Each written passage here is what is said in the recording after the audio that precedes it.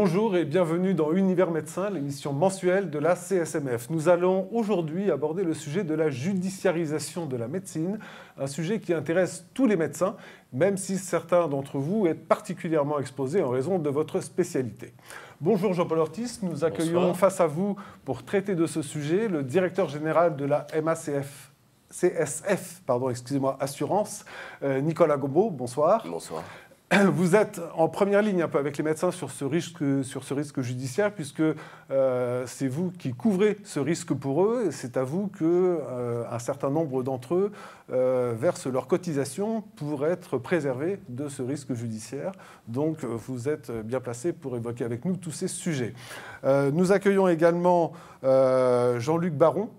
Vous êtes chirurgien plasticien et vous êtes aussi président de la conférence nationale des CME de l'hospitalisation privée. Donc nous aborderons également avec vous le problème de la responsabilité des établissements. Et puis à côté de vous et au milieu de vous, Laure Soulier, avocat spécialisé, vous appartenez au cabinet Aubert. Bonsoir. Bonsoir. Et vous nous donnerez toutes les informations sur la manière dont la justice appréhende toutes ces affaires liées à l'exercice médical.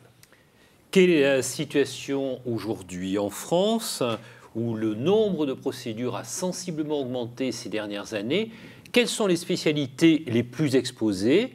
Et qu'en est-il chez les généralistes? Comment éviter les plaintes? Quel est le rôle de l'assureur? Et quel est l'impact de cette judiciarisation sur la relation médecin-patient? Nous allons aborder tous ces points dans Univers Médecin. Mais d'abord, on va jeter un regard sur les plus récentes actualités en matière de santé, avec notamment ce sujet de la recertification qui est lié d'ailleurs à l'accès au DPC. Alors curieusement, il s'est passé la semaine dernière deux événements dans ce contexte.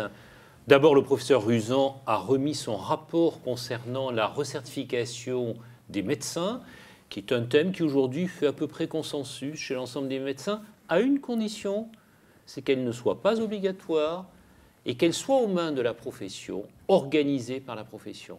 Et dans la même semaine, comble de l'ironie, l'accès au DPC a été fermé pour des raisons strictement financières. Or, le rapport Ruzan prévoit que les médecins doivent faire une quantité d'heures qui est très largement supérieure à ce qui est aujourd'hui financé par la NDPC, puisqu'il parle de 15 jours minimum, et la NDPC ne finance que 3 jours, et encore pour un peu moins de la moitié des médecins libéraux aujourd'hui en France.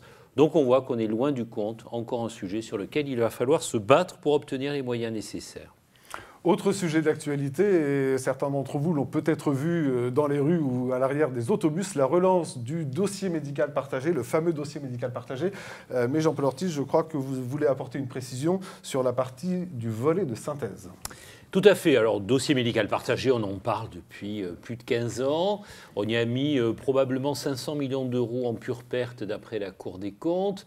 Et aujourd'hui, on relance ce dossier médical partagé avec un certain nombre d'éléments qui seront abondés par la Caisse d'assurance maladie, qui seront probablement pertinents et qui faciliteront la coordination et l'échange des informations. Néanmoins, si le dossier médical partagé, c'est une boîte dans laquelle tout est mis en vrac, il sera inutile et inutilisable.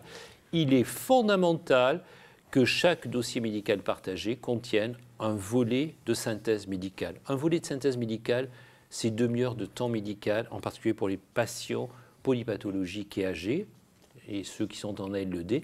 Il va falloir mettre les moyens en regard pour que ce dossier médical partagé apporte tout ce qu'il doit apporter aux patients et à la profession. Alors on en revient maintenant au thème principal de cette émission, la judiciarisation de la médecine. La France est parvenue à échapper un petit peu à une situation à l'américaine grâce à des textes, notamment la loi Kouchner de 2002, et à des structures de médiation qui ont été mises en place au lendemain d'affaires un peu retentissantes. Mais l'exemple français peut en permanence être menacé, et dans un monde où le patient croit parfois en savoir autant que le médecin, dans un monde où l'on cherche sur toute chose à trouver un responsable, et dans un panorama médiatique où le scandale fait toujours recette, les médecins ne sont pas à l'abri de patients qui vont leur demander des comptes, ni des foudres de la justice. Jean-Paul Ortiz, comment ce risque est perçu par les médecins ? Indiscutablement, la relation médecin-patient inclut aujourd'hui ce risque parce que le patient est beaucoup mieux informé. En tout cas, il a le sentiment d'avoir accès à de l'information facilement, en particulier avec Internet. Et on voit bien que ça émerge dans la relation et ça modifie le caractère de cette relation qui était avant une relation très clairement asymétrique. Le savant vis-à-vis de l'ignorant, le médecin vis-à-vis de son patient. Et aujourd'hui, nous avons affaire à des patients beaucoup mieux informés, ce qui accroît forcément la dérive judiciaire de notre exercice. Et nous allons pouvoir en parler avec nos invités. Alors commençons par vous, Nicolas Gombaud, donc le patron de la MACSF Assurance. Est-ce que vous pouvez nous dire quelle est la situation sur cette judiciarisation de l'exercice médical aujourd'hui en France, avec quelques chiffres notamment? Alors vous parlez de judiciarisation, moi je vais parler de termes plus génériques, je ne suis pas là pour reprendre toutes les définitions, mais ce qu'on peut dire c'est que un malade, pour obtenir gain de cause, lorsqu'il recherche la responsabilité d'un médecin ou d'un autre professionnel de santé ou d'un établissement, peut saisir différentes voies. Il peut saisir le juge civil, il peut saisir le juge pénal, il peut porter plainte aussi devant le Conseil de l'ordre, qui a un rôle tout à fait spécifique sur la déontologie. Il peut aussi saisir directement l'assureur du médecin. Et puis, il peut saisir ce qu'on appelle les commissions de conciliation et d'indemnisation auxquelles vous avez fait référence et qui ont été créées par la loi Kouchner de 2002. Et donc, nous, c'est la globalité des réclamations que nous pouvons appréhender en tant qu'assureurs, puisque à la MACSF, nous assurons un peu plus de 145 000 médecins aujourd'hui. C'est dire que nous n'assurons pas la totalité de la profession, mais nous assurons un panel de sociétaires suffisant pour avoir une vision très précise de ce risque. Ce qu'on a constaté, c'est que dans les années 80 à 90, le nombre de plaintes entendues, comme je viens de le préciser de façon très large, a été multiplié par 2. C'est évidemment considérable. Parallèlement, le coût moyen de l'indemnisation d'un dossier a été multiplié aussi fois par 2, fois par 4 selon les spécialités. Donc le phénomène a vraiment pris une ampleur. Le phénomène a éclaté. Aujourd'hui, nous sommes sur un palier. Depuis combien de temps environ? Depuis 2 à 3 ans, les plaintes, d'une façon large, n'augmentent plus. Mais avec des disparités. Vous l'attribuez à quoi, ce palier? Je pense que d'abord la profession médicale s'est emparée de la gestion du risque. Et ça c'est fondamental, on y reviendra. Mais, on y reviendra tout à l'heure. On y reviendra. L'objectif évidemment pour un médecin, c'est de bien soigner son malade et d'éviter qu'il y ait un accident comme on peut le constater. Parce que c'est toujours un drame cet accident pour le malade, mais c'est aussi un drame pour le médecin. On parle de deuxième victime. Certains de nos sociétaires ont fait des dépressions, certains se sont suicidés parce que c'est abominable d'être à l'origine d'un accident, qu'il soit fautif ou non. Vous avez des spécialités particulièrement exposées? Bien entendu. Certaines spécialités sont particulièrement exposées. On peut citer d'abord au niveau de l'intensité du risque, c'est-à-dire non pas de sa fréquence, mais du coût moyen, les obstétriciens. Pourquoi? Parce qu'il est de la nature de l'obstétricien d'être en rapport avec des mères et avec des enfants qu'ils font naître. Et face à un accident médical, un enfant qui va être atteint de séquelles neurologiques importantes dont il va falloir s'occuper tout au long de sa vie de cet enfant, eh bien, on atteint des sommets d'indemnisation qui peuvent dépasser 8-10 millions d'euros sur un seul événement.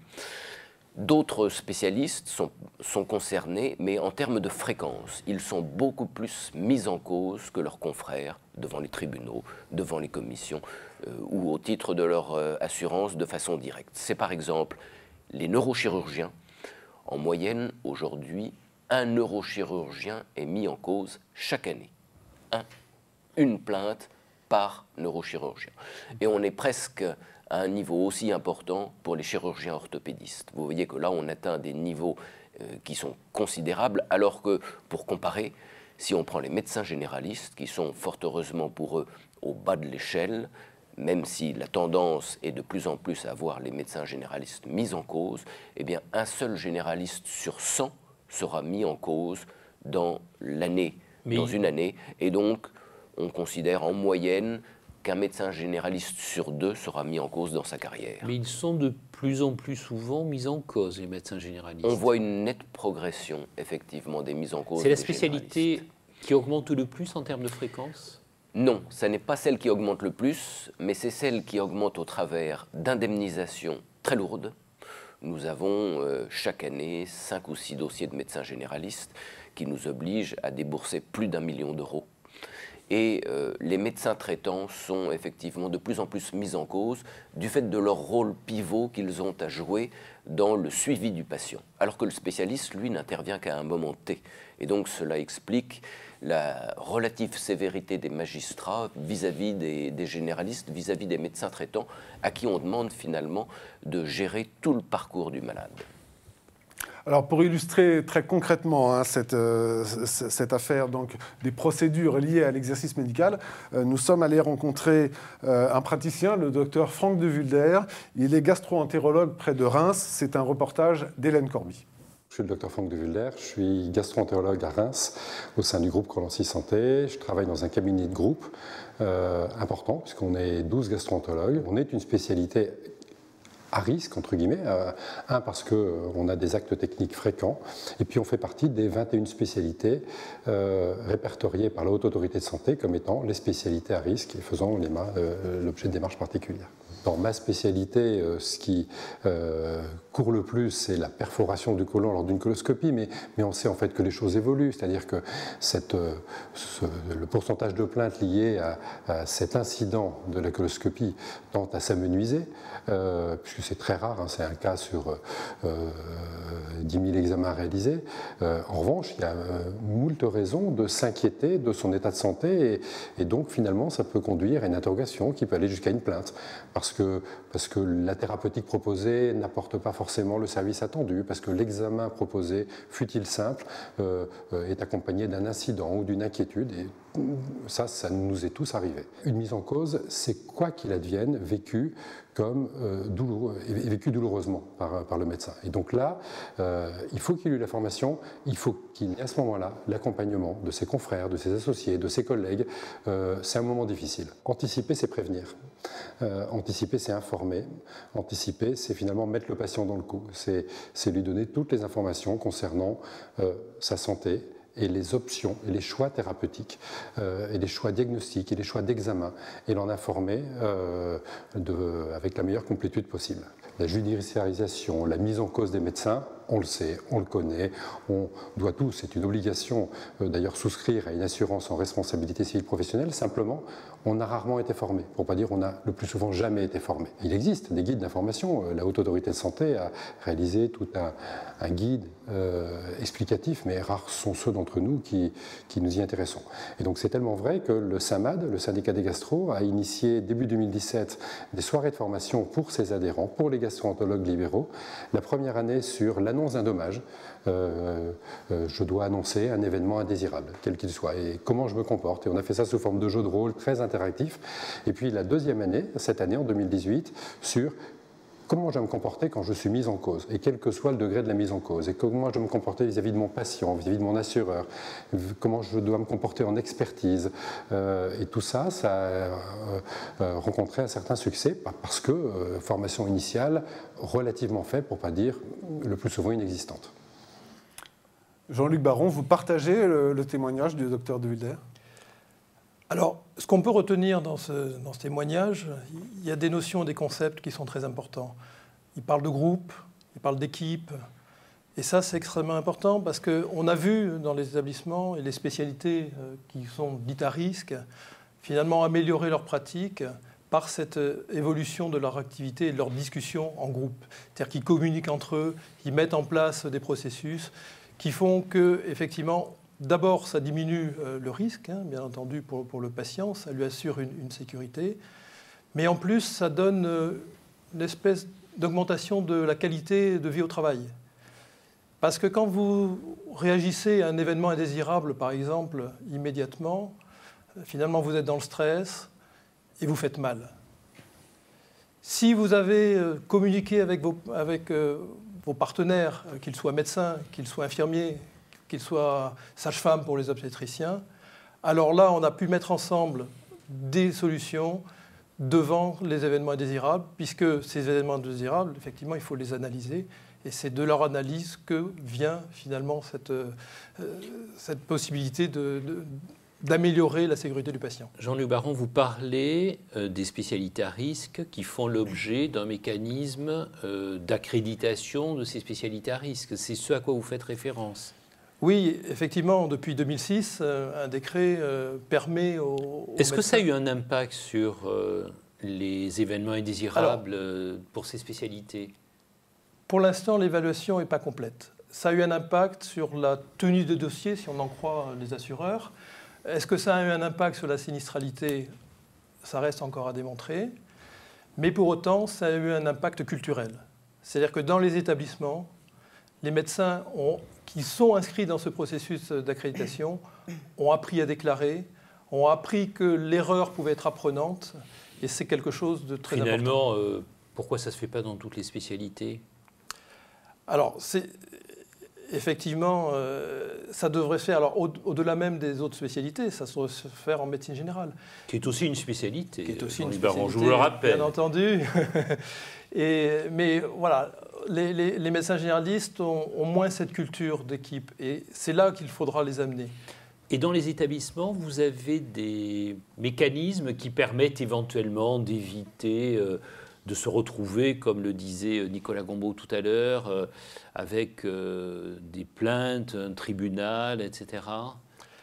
Alors des mécanismes, pas proprement parler, puisque la responsabilité est individuelle, et donc c'est bien le médecin qui va être en face. Il y a des procédures de conciliation avec Alors il y a des procédures patients. de conciliation. Comment ça se passe dans les établissements, mais qui sont des procédures finalement d'accompagnement à déposer la plainte actuellement. Pour autant, ces commissions de conciliation essayent, tant bien que mal, d'amener le plaignant à lui faire comprendre qu'on fait un métier difficile, à lui faire comprendre qu'il y a des risques, et que finalement, bien sûr pour lui, le dommage est arrivé, mais que ça permettra pour les autres d'éviter qu'il y ait le même dommage, la répétition de ces dommages.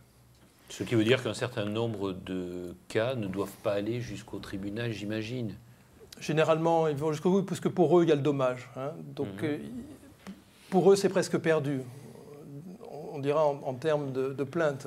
Ils iront jusqu'au bout. Cette instance est là pour expliquer comment ça s'est passé, mais pas du tout pour arrêter la plainte. Et au contraire, on doit accompagner les patients sur le dépôt de plainte. Vous dites un mot qui est important. Cette attente est là, cette commission est là pour expliquer. Est-ce que souvent, dans ces mécanismes de conflit et de dérive judiciaire, je ne parle pas du dommage en tant que tel, mais d'un certain nombre de cas de dérive, est-ce que ce n'est pas ce dialogue qui manque, ces explications qui ont manqué à un moment donné? Alors, très clairement, elles ont dû manquer à un moment donné.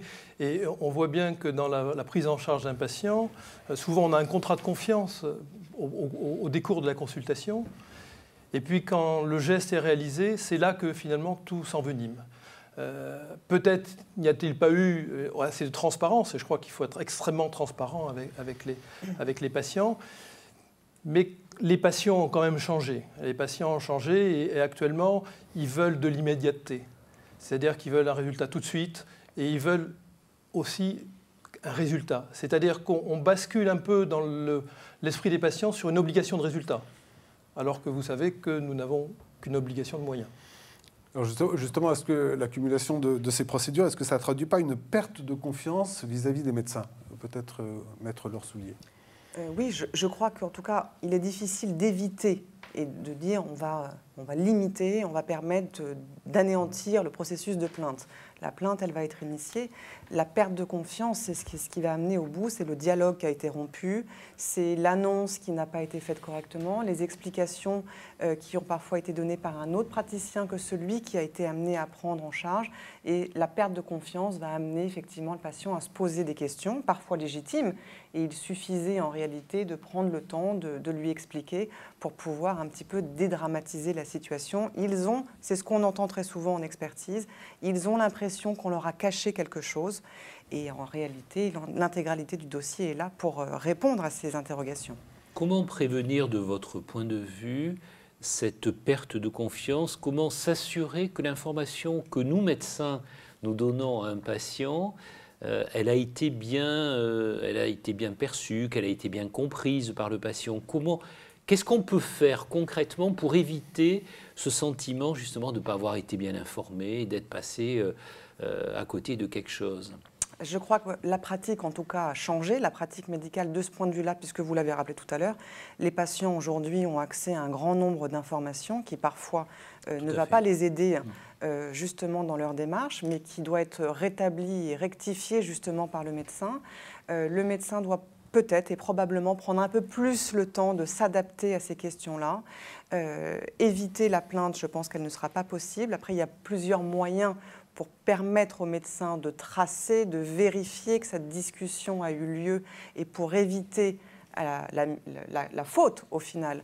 Mais sur le process, en réalité, c'est ce que vous faites tous les jours, c'est les bonnes pratiques médicales et je crois qu'il faut intégrer aujourd'hui l'information et cette communication dans les bonnes pratiques médicales. Leur souligner concrètement. Les sociétés savantes, nos instances nous donnent des notices d'information sur telle ou telle intervention chirurgicale, tel ou tel acte que l'on va faire. On le remet au patient, mais est-ce que ça suffit? Est-ce qu'il faut qu'il y ait une trace de remise? Est-ce qu'il faut qu'il y ait une trace des explications données? Comment, moi, médecin, je peux me prémunir par rapport à ce qui est souvent d'ailleurs dit par les patients, « j'ai pas été informé ». Au-delà du papier que je vais donner. C'est un élément capital et c'est encore celui-ci sur lequel on a beaucoup de travail à faire avec vous sur ce processus de récupérer la traçabilité de l'information parce que en matière, effectivement, vous l'avez rappelé, c'est une obligation de moyens. La jurisprudence a décidé de renverser un petit peu la charge de la preuve sur l'information et c'est à vous qu'il incombe de rapporter la preuve que vous avez correctement informé. Donc sur certaines spécialités anesthésiques, chirurgicales, radiologiques, vous avez la possibilité de remettre des feuilles de consentement signées. Ça ne suffira pas, c'est un élément, un premier élément, et en tout cas les tribunaux vont analyser sur un fondement d'un faisceau d'arguments. On va prendre plusieurs choses en compte, le nombre de consultations, ce document remis, les questions qui ont pu être échangées, et savoir quel a été le délai de réflexion du patient pour qu'il puisse revenir vers vous pour poser les éventuelles questions. Nicolas Gombaud, en cas de procédure, justement, ce devoir d'information du médecin, comment il doit se matérialiser? C'est-à-dire que quand on vient vous voir en tant qu'assuré parce qu'on a un problème, qu'est-ce que vous demandez à ce qu'il y ait dans le dossier? Alors le dossier est évidemment fondamental, il doit tracer toute l'information qui a été donnée. Mais pour abonder dans le sens de Maître Soulier, je voudrais rappeler deux choses qui sont évidentes. D'abord, le médecin aime autant se retrouver à la barre d'un tribunal qu'un magistrat dans un lit d'hôpital. Et donc, l'objectif avant tout, c'est de tenter d'éviter le contentieux, parce que ça, c'est abominable pour tout le monde. C'est long, c'est coûteux, et travailler tous les jours avec cette épée de Damoclès, de savoir l'évolution d'un litige devant les tribunaux, c'est abominable. Et donc, comme on l'a dit, des mécanismes alternatifs de règlement des litiges existent aujourd'hui qui permettent d'indemniser les malades. Mais ça passe par quoi? Ça passe effectivement par le contact, par l'information, par la transparence, on l'a dit il y a un instant. Cette information, cette transparence, elle doit avoir lieu avant l'acte pour expliquer ce qu'on va faire, pour expliquer les risques encourus. Et puis ça passe par la transparence après que l'accident soit intervenu. Parce que si vous ne prenez pas contact avec le malade pour lui expliquer ce qui s'est passé, si à la suite de l'accident, le malade est hospitalisé et que vous n'allez pas le voir à l'hôpital pour prendre de ses nouvelles, tous ces éléments-là, évidemment, ils débouchent sur quoi? Ils débouchent sur des plaintes devant le juge. Et donc il y a tout à fait moyen, par tout simplement une attitude humaine, d'éviter que la plainte ne déborde et n'aille devant le juge. L'empathie plutôt que le juge. L'empathie, c'est une évidence. Et l'empathie, elle est d'autant due, à mon sens, qu'un accident est intervenu et que les choses ne se sont pas passées comme on l'aurait tous souhaité. Jean-Luc Baron, je voulais vous poser une question parce que vous exercez une spécialité qui est particulière. Vous faites de la chirurgie plastique et reconstructrice. Or, on parlait tout à l'heure de l'obligation de moyens pour le médecin. Vous êtes plutôt dans une obligation de résultat dans votre spécialité. Est-ce que ça modifie le regard que vous portez sur cette problématique de la dérive judiciaire de notre exercice? Et est-ce que ça modifie aussi le rapport avec le patient? Ça modifie le rapport avec le patient très certainement. Hein. Comme je l'ai dit tout à l'heure, de toute façon, les patients, et quelle que soit la spécialité, alors peut-être un peu plus dans nos spécialités. C'est un cas extrême dans votre cas. Voilà, il y a quelque part, il demande une obligation de résultat, et on peut le comprendre. Donc ça change notre façon de faire. Alors effectivement, il faut être très transparent avant, mais c'est vrai que vous avez raison, M. Gombaud, la transparence doit être aussi quand il y a des problèmes. Quand le résultat n'est pas atteint, il faut faire... alors il faut être là, mais il faut faire de l'accompagnement aussi. Et si on sait faire de l'accompagnement, ce n'est pas que de l'empathie, mais c'est vraiment de l'accompagnement, parce que justement le résultat n'est pas là, et qu'il faut accompagner et atténuer les événements indésirables qui sont produits sur le patient. Donc expliquer avant, accompagner après et partager avec ses pairs. Oui, et accompagner encore plus quand il y a un problème. Alors, est-ce qu'on ne va pas, avec cette nécessaire information, est-ce qu'on ne va pas vers le développement de quelque chose qui serait une espèce de médecine défensive? C'est-à-dire qu'on prend tellement de précautions que, au final... On ne va pas vers une dérive à l'américaine, pour le dire en deux mots. Laure Soulier, qu'est-ce que vous en pensez? Moi, je crois qu'on a encore quand même beaucoup de différences, ne serait-ce que par les procédures en elles-mêmes qui font qu'on est encore un peu épargné par ce type... Nous serions aux États-Unis, vous travailleriez dans le cabinet du docteur Baron, par exemple. Mes confrères iraient dans les hôpitaux pour distribuer et guetter la complication et le nez de travers pour pouvoir immédiatement suggérer une mise en cause. Mais il faut savoir que là, les avocats ne sont pas payés pareil, les préjudices ne sont pas évalués de la même manière. Donc, on n'en est pas encore là. Je crois qu'il faut justement, si on peut passer un message, c'est parce que quand on voit ce titre sur la judiciarisation, c'est un terme qui fait peur, c'est un terme où les médecins se disent aujourd'hui accablés par toute cette paperasse qui les dépasse et qui les empêche en réalité d'exercer correctement leur pratique médicale. Et je crois qu'au contraire, il faut aujourd'hui réintégrer, parce que finalement, oui, on parle d'humanité, quand on doit gérer une complication post-opératoire, ce n'est pas forcément de l'empathie, c'est aussi des bonnes pratiques médicales. C'est-à-dire que vous avez avant, il faut pouvoir donner à son patient l'intégralité des alternatives. L'intervention se passe ou la prise en charge. S'il y a eu une quelconque complication, il appartient, c'est la bonne pratique du médecin que d'aller le voir, que de l'accompagner à prendre un autre rendez-vous chez un autre praticien pour gérer la suite, rééducation ou tout ce que vous voulez si on a une complication neurologique. Et je crois qu'aujourd'hui, pour libérer un peu le médecin de toutes ces choses-là, judiciarisation, médico-légale sont des termes qui font peur. Et je dis toujours aux médecins que je défends, restez sur le médico, laissez-nous faire le légal et vous allez voir que tout va bien se passer. Restez sur vos bonnes pratiques médicales. Un conseil pour un médecin qui a eu un problème, qu'est-ce qu'il doit faire immédiatement et comment ça va se passer dans les jours qui vont suivre cet accident ou ce problème qu'il aura eu au bloc opératoire ou dans un autre contexte? Tout dépend de la gravité du problème, évidemment, d'un point de vue strictement juridique. On appelle son avocat de suite ou on appelle son assureur? Moi, je dis ou les deux? On appelle l'assurance, parce que la plupart du temps, c'est l'assurance qui va désigner le médecin pour le praticien. Donc, se mettre en contact immédiatement avec l'assurance, avec son ordre selon la question qui peut être posée. Et évidemment, toute la machine va se dérouler derrière pour que l'avocat puisse être contacté et donner les conseils. Et surtout, gardez bien le dossier médical. Et le premier conseil que je donne, quelle que soit la complication, c'est de pouvoir immédiatement faire une photocopie du dossier médical, parce que si après il y a perquisition et choses comme ça, ce sont des éléments dont on n'aura pas possession pour pouvoir défendre le dossier. Et noter et tracer le plus possible les incidents ou le déroulé de... Oui, ça on est censé le faire avant. Hein, c'est-à-dire qu'il faut le faire chronologiquement, au fur et à mesure, surtout ne pas faire les choses a posteriori, sauf si la complication ne l'a pas permis, mais il faut que ce soit bien visible pour qu'il n'y ait pas de suspicion par la suite. Nicolas Gombaud, le rôle de l'assureur ne se limite pas simplement à contacter un avocat. Je pense qu'il y a d'autres... Loin s'en faut. L'assureur, il est là pour protéger son assuré. En assurance de responsabilité professionnelle, lorsque, ce qu'on appelle, c'est un terme abominable, mais lorsque le sinistre est déclaré, eh bien, l'assureur, il a pour charge d'organiser la défense de son assuré. Ça veut dire quoi? Ça veut dire regarder si les conditions d'engagement de la responsabilité sont réunies.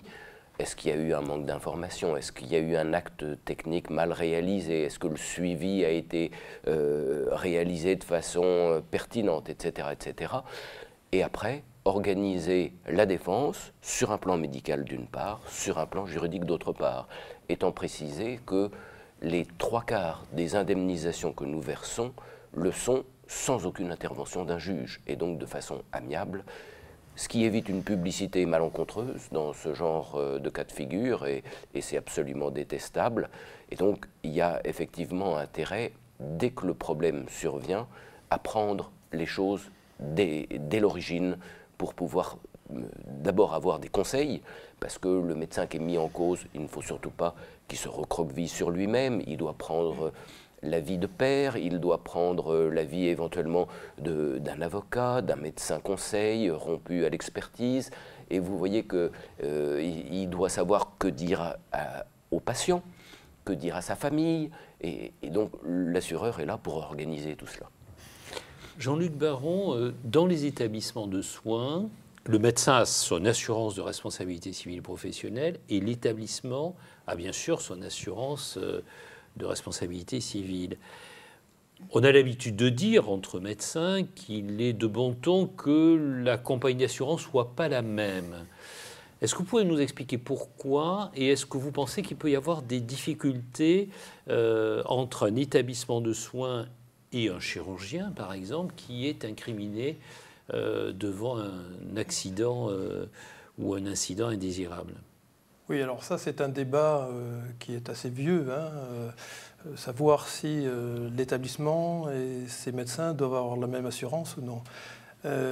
Sur certaines spécialités, ça peut s'envisager comme l'obstétrique, où effectivement, il y a des gros événements indésirables. Et donc là, effectivement, ça peut s'envisager. Sur le reste, moi, je suis un peu plus dubitatif, parce que dans une procédure, on cite tout le monde.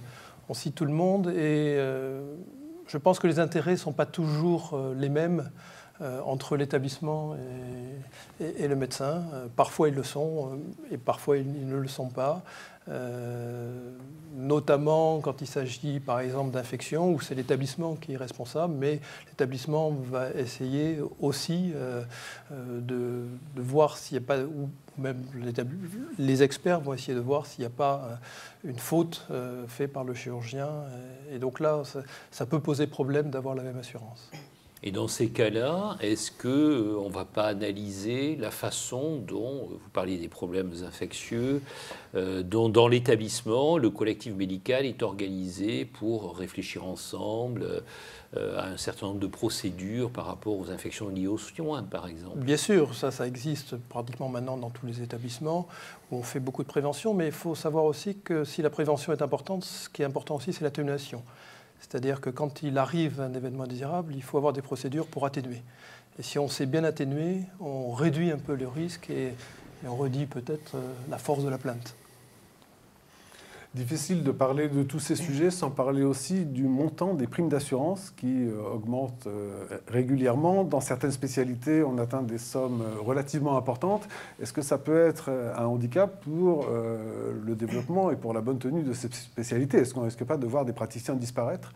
On a vu dans certaines spécialités la difficulté sur l'obstétrique, par exemple, dont on parlait tout à l'heure, où les coûts des sinistres sont très élevés, participe certainement à une recomposition des maternités, puisque un grand nombre de maternités privées ont dû fermer par manque d'obstétriciens libéraux, en particulier à cause des primes d'assurance. Comment vous pouvez gérer ce type de problématique, Nicolas Gombaud? Cette problématique, elle est essentielle dans l'assurance, et elle se gère d'une seule façon, c'est la mutualisation du risque. En 1897, le sous-médical que j'ai dirigé pendant de nombreuses années avait fixé 1 sou par jour de cotisation par médecin, et quelle que soit la spécialité. D'où le sous-médical. D'où le sous-médical. Quelle que soit la spécialité. Quelle que soit la spécialité. Alors évidemment, en 1897, on n'avait pas toutes les spécialités et les surspécialités qu'on connaît aujourd'hui. Mais vous savez que dans certains pays européens, il y a des contrats de groupe pour l'ensemble des médecins d'un territoire, quelle que soit la spécialité, et la prime est équivalente pour tous. C'est évidemment donc ces problèmes de mutualisation qui sont fondamentaux. La grosse difficulté en matière de responsabilité médicale, et sur un plan macroéconomique, quand on a dit ça, on a compris toute la difficulté des choses, c'est que les risques les plus importants sont concentrés sur le nombre le plus faible d'individus, de praticiens. Et donc, si on ne demande pas d'une façon ou d'une autre aux autres de compenser et donc de payer un petit peu plus pour leurs confrères spécialistes, eh bien, économiquement, ça n'est pas tenable. Et vous l'avez dit, et j'abonde parfaitement dans votre sens, Jean-Paul Ortiz. Alors, la mutualisation, elle est intervenue parce que dans une économie de marché, elle n'est pas possible. Tant que le système n'est pas organisé, c'est malheureusement impossible parce que l'assureur fait une sélection des risques et il conserve les bons risques, il laisse à ses concurrents les mauvais risques, ceux qui lui font perdre de l'argent.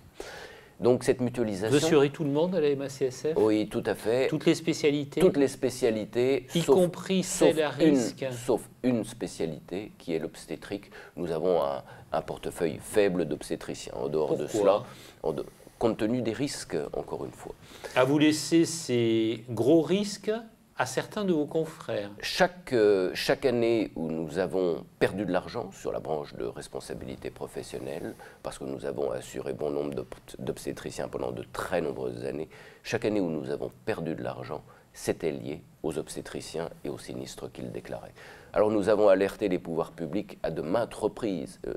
Les cabinets ministériels nous ont entendus, nous ont reçus, et toutes les propositions que nous avons faites ont été rejetées. Elles sont pourtant simples. Cette mutualisation, il faut l'organiser de façon étatique. On en a un embryon aujourd'hui depuis une loi de 2012 qui oblige chaque médecin libéral à verser une taxe qui est très faible pour compenser et pour mutualiser le risque. Il faut aller beaucoup plus loin.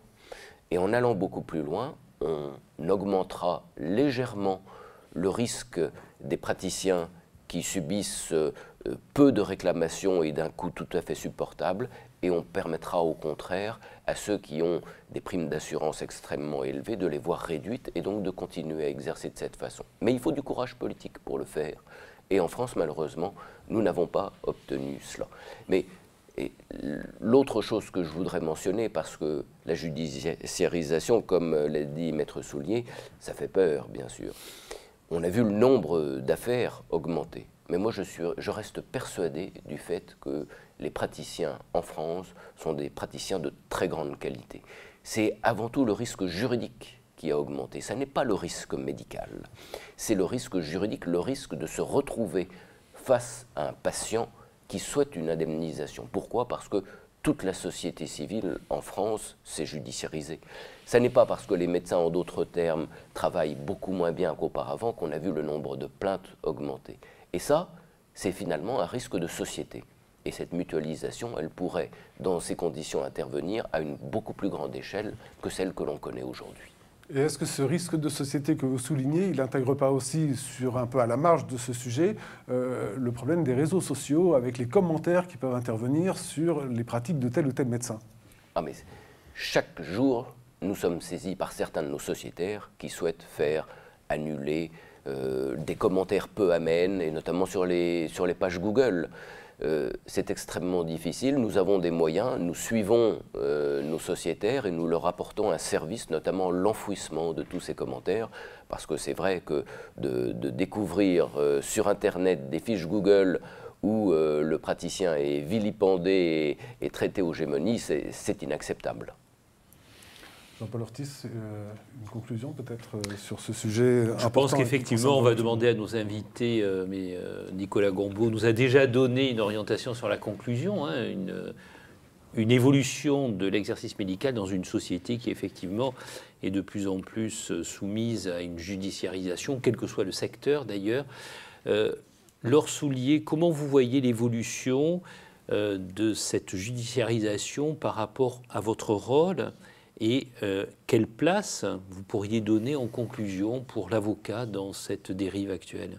Alors, l'avocat que nous sommes en réalité, on a un grand travail et on effectue un grand travail aujourd'hui, et je pense aux obstétriciens qui peuvent être effrayés par rapport à ce qui a été annoncé.